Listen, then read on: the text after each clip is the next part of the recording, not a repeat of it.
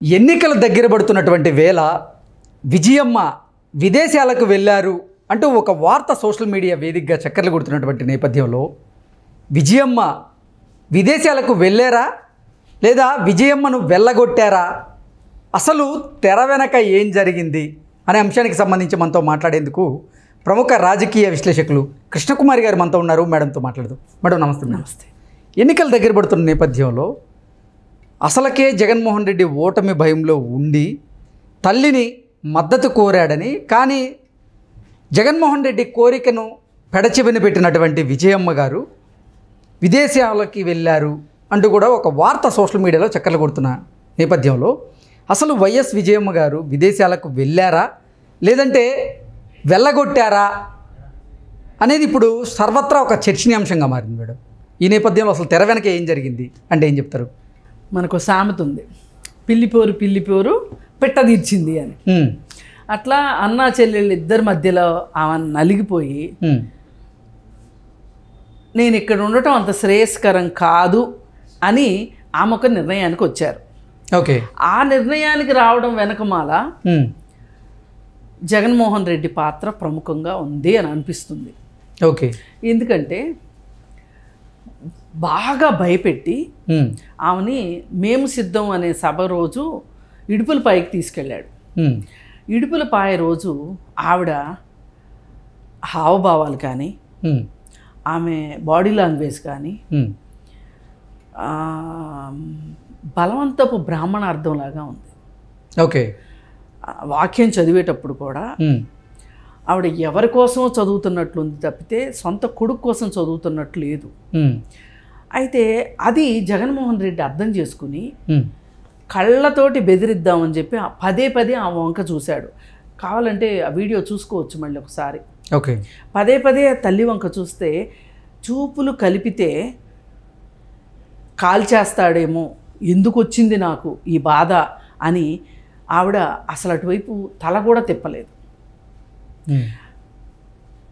ఆమెని ఒక వైఎస్ రాజశేఖర్ రెడ్డి భార్యగా చూడటం మొదలెట్టిన దగ్గర నుంచి ఇన్ని సంవత్సరాల కాలంలో సాక్షాత్తు ఆయన చనిపోయినప్పుడు కూడా ఆవిడ్ని అంత బేతాహ స్థితిలో చూడలా.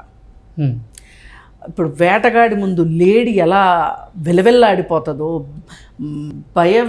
వెహల్ ఏదో ఉన్నది, అలాంటి పరిస్థితి నాకు ఆమె ఫేస్లో నాకు కనిపించింది. అక్కడికి చూస్తూ ఉన్నాడు నా వంక చూస్తే చెప్దామని కాల్ చేద్దామన్న పరిస్థితుల్లో జగన్మోహన్ రెడ్డి చూసిన ఆవిడ ఏం పట్టించుకోకుండా పాస్టర్ గారితో మాట్లాడి ఆవిడ మొహం తిప్పేసుకుంది. అయితే అంతవరకు ఆమె ఇండియాలో ఉండగలిగేది. కానీ ఆ తర్వాత 4-5 రోజులకి షర్మిలతోటి వాక్యం చదివటానికి అదే ఇడుపులపైకి కుటుంబ సభ్యుల అంటే తల్లి కూతురు అమ్మమ్మ కూతురు మనవరాలు ముగ్గురు వెళ్ళారు అక్కడికి. ఇంకా వేరే కుటుంబ సభ్యులు కూడా వచ్చారు. వాళ్ళందరి మధ్యలో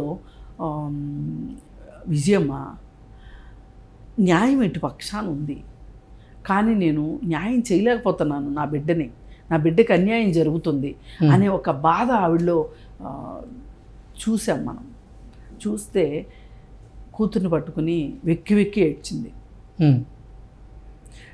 మామూలుగా క్రైస్తవులు వాక్యం చదివేటప్పుడు దేవుణ్ణి వేడుకునేటప్పుడు ఏడుస్తారు. మామూలుగా అయితే జగన్మోహన్ రెడ్డి కోసం చదివేటప్పుడు కూడా ఆవిడ ఏడవాలి లెక్క ప్రకారం. ఆవిడ ఏడవలేదు, కానీ కన్నీరు రాలా. ఒకటి, దేవుడా నా కూతుర్ని రక్షించు, నీ చేతుల్లో పెడుతున్నాను నా కూతుర్ని, నువ్వు ఉన్నావనే ధైర్యం నాకుంది అని దేవుణ్ణి వేడుకునే దానికోసం ఏడుపు ఒకటి. రెండోది మొరపెట్టుకోవడం అంటారు. రెండోది, అసలు నీకు ఇన్ని కష్టాలు వచ్చినాయి, నీ తండ్రే నీకుంటే గనక నీకు ఇన్ని కష్టాలు వచ్చిండేయ్యా అని ఆ తల్లి మదిలో ఎన్ని భావాలు ఒకదానికొకటి ఢీకొన్నాయో తెలియదు. కానీ ఆ కూతుర్ని ఓదార్చే రూపంలో ఆ బాధ అంతా మనకి కనిపించింది. ఆ బాధలో ఎన్నో అర్థాలు కనిపించినాయి. తీసుకున్న వాళ్ళకి తీసుకున్నన్ని అర్థాలు. నాకు ముఖ్యంగా అనిపించింది, ఈ రోజుకి నా ఆడపడుచు వైఎస్ విమలగా పిలువబడుతుంటే నా కూతుర్ని వైఎస్ షర్మిల అనొద్దు అన్నారు. ఏంటి? అదే నా భర్త ఉంటే గనక నా కూతురికి ఇలాంటి దుస్థితి వచ్చి ఉండేదా? నా కూతురు పెళ్ళిళ్ళు గురించి ఇంత నడిబజార్లో పోగుబోసి మాట్లాడుతున్నారే, అది కూడా నా సొంత కుటుంబం నుంచే వచ్చి మాట్లాడుతున్నారే, అదే నా భర్త ఉంటే ఇలా జరిగేదా? నా కూతురికి ఇవ్వాల్సిన ఆస్తులు కూడా ఇవ్వకోకుండా, ఈ పుట్టింటికి రానివ్వకోకుండా, కనీసం పుట్టింటి అన్నం మెతుకు కూడా తినడానికి వీల్లేని విధంగా నా కూతురు పరిస్థితి వాళ్ళు ఇలా వచ్చింది అనే ఒక బాధ, దుఃఖము, అసలు ఎన్ని రకాల మిళితమై ఉన్నాయో అర్థం కావట్లేదు. అవన్నీ ఆవిడ మొహంలో ప్రతిఫలించినాయి అంటే మీరు ఆశ్చర్యపోవక్కర్లా. అదే బాధ కన్నీటి రూపంలో బయటకు వచ్చింది, మనం గమనించాం. ఇదంతా గమనించాడు జగన్మోహన్ రెడ్డి. ఇవేమి మనమే గమనించినప్పుడు ఆయన గమనించుకుని ఉంటాడా?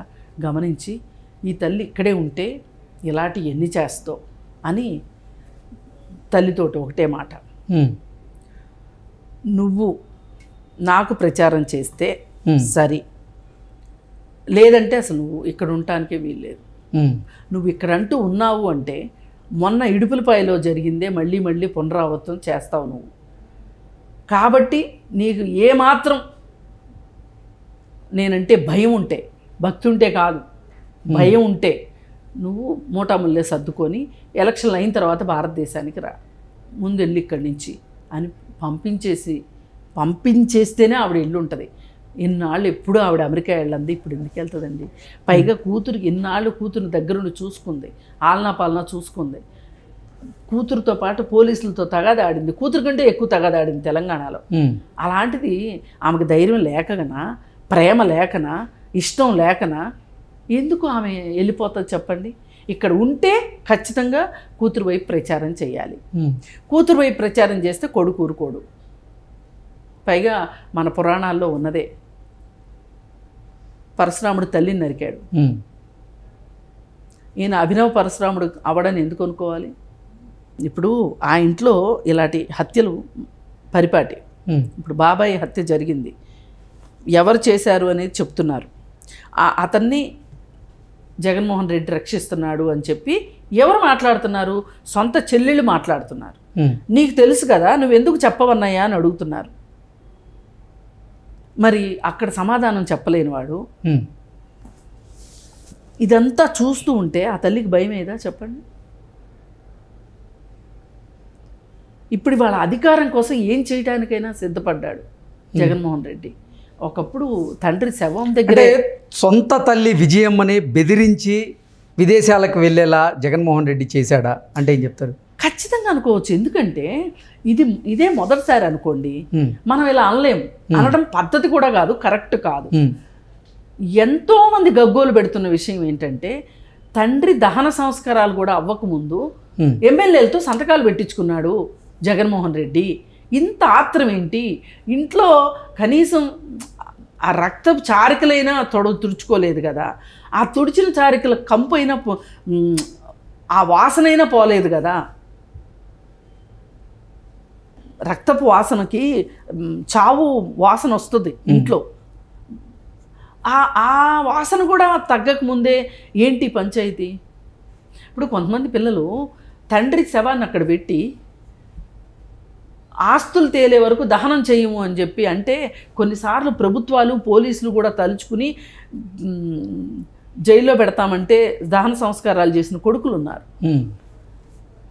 అంతకంటే ఏం తక్కువ కాదు కదా ఇది. మరి ఎందుకు అలా చేసిన వాడు తల్లిని బెదిరించడని ఎలా అనుకుంటాం?